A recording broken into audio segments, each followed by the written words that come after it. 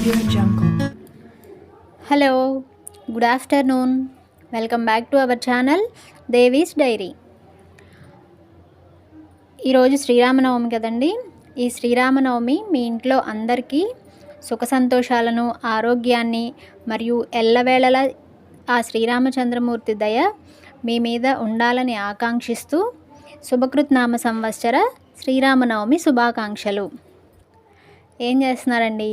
పూజ అయిపోయిందా? గుడికి వెళ్ళొచ్చేసారా? సీతారాముల కళ్యాణం చూసి మంచిగా దండం పెట్టుకొని ప్రసాదం తెచ్చుకున్నారా? అదేనండి, చలిమిడి, వడపప్పు, పానకం. ఎంతైనా గుళ్ళో ఇచ్చిన వాటికి టేస్ట్ బాగుంటుందండి. గుళ్ళో తెచ్చుకున్న పానకం అంటే నాకైతే చాలా ఇష్టం అండి. సో ఓకే, ఇవాళ మన వీడియో ఏంటంటే గుళ్ళో ఇచ్చే ప్రసాదం టేస్ట్కి ఏమాత్రం తీసిపోకుండా రవ్వ కేసరి ఎలా తయారు చేసుకోవాలో చూద్దాం ఒకసారి. ముందుగా స్టవ్ మీద ప్యాన్ పెట్టుకొని అందులో 3 టేబుల్ స్పూన్స్ నెయ్యి వేసుకొని ఫస్ట్ జీడిపప్పు వేసాను.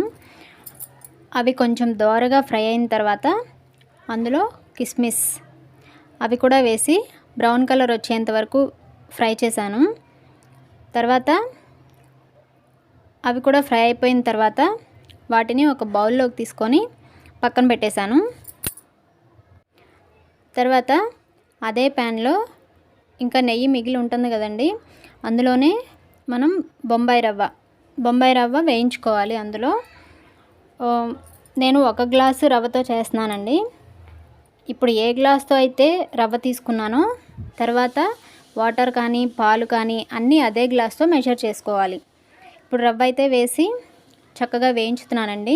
రవ్వ వేసిన తర్వాత తిప్పుతూనే ఉండాలి, అస్సలు అడుగంటకూడదు, ఊరికే మాడిపోతుంది. మీరు తిప్పకుండా అలా ఆపేస్తే తిప్పుతూనే ఉండాలి. బ్రౌన్ కలర్ వచ్చేంత వరకు వేయించుకోవాలి.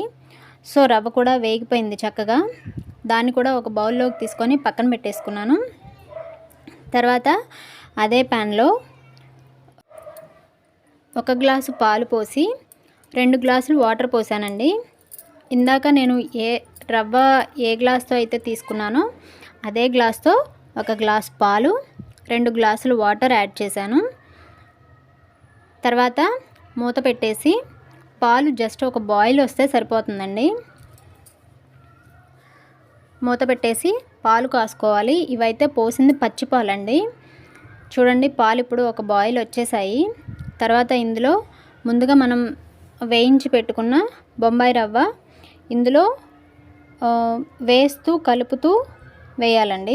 మనం ఉప్మాకి వేసుకుంటాం కదా, ఎసర్లో రవ్వ వేస్తూ తిప్పుతూ ఎలా చేస్తామో ఇది కూడా సేమ్ అలానే రవ్వ వేస్తూ తిప్పుతూ ఉండాలి, లేదంటే రవ్వ ఉండలు కట్టేస్తుంది.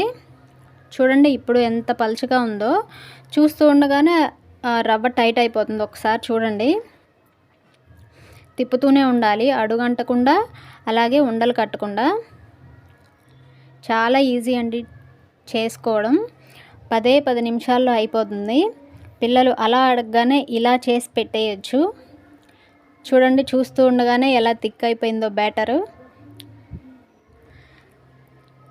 తిప్పుతూనే ఉండాలండి. మీరు కనుక తిప్పడం ఆపేస్తే రవ్వంతా ఉండలు కట్టేస్తుంది అండ్ ఇంకొకటి అడుగు అంటుతుంది. ఇదంతా మీడియం ఫ్లేమ్లో పెట్టుకొని మాత్రమే చేయాలండి.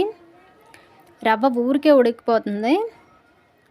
ఈజీగా చేసుకోవడం కూడా చాలా ఈజీ అండి. థిక్ అయిపోయింది కదా ఇప్పుడు రవ్వ అయితే. తర్వాత ఇందులో మనం షుగర్ యాడ్ చేసుకోవాలి.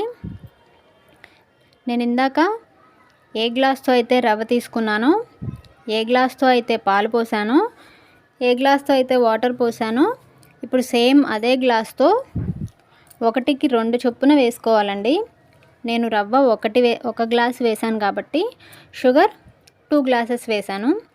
అదే మీరు 1.5 రవ్వ తీసుకున్నట్లయితే 3 కప్స్ షుగర్ వేసుకోవాలి. మీరు ఏ కప్తో తీసుకుంటే ఆ కప్పుతో. సో షుగర్ కూడా 2 గ్లాసెస్ వేసిన తర్వాత చూడండి బ్యాటర్ ఎంత లూజ్ అయిపోతుందో. ఇందాక ఎంత థిక్గా అనిపించింది, షుగర్ వేయగానే అలా లూజ్ అయిపోతుంది.